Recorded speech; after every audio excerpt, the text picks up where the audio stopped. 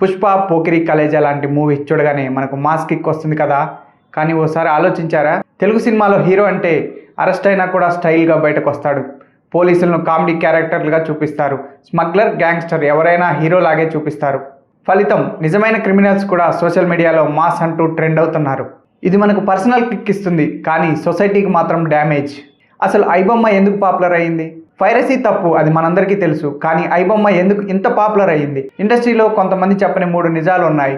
మొదటిది టికెట్ రేట్లు. జనానికి సినిమా అంటే వినోదం, కానీ ఇప్పుడు అది బిజినెస్ అయింది. దీంతో ప్రజల జేబులకు చిల్లు పడుతుంది. వీకెండ్ అంటే 350 నుంచి 400 వరకు టికెట్ రేట్లు ఉంటున్నాయి. ఇంత రేట్ పెడితే ఫ్యామిలీ థియేటర్కి ఎలా వస్తుంది? ఇంకా రెండవది వచ్చేసి స్నాక్స్ రేట్.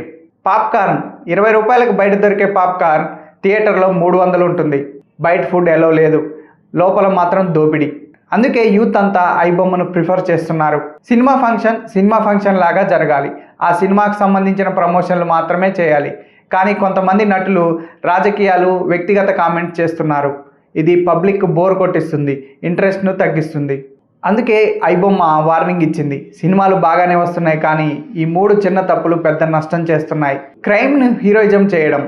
సినిమా థియేటర్లలో ఖర్చులు విపరీతంగా పెరిగిపోవడంతో ప్రజలకు నెమ్మదిగా సినిమాపై ఆసక్తి తగ్గుతుంది. ఇక పబ్లిక్ కూడా కొంచెం అర్థం చేసుకోవాలి. అలా కాకపోతే ఐబొమ్మ పోతే మరో బొమ్మ వస్తుంది, కానీ థియేటర్లు మళ్ళీ నిలబడకపోవచ్చు. మీ అభిప్రాయం ఏమిటి?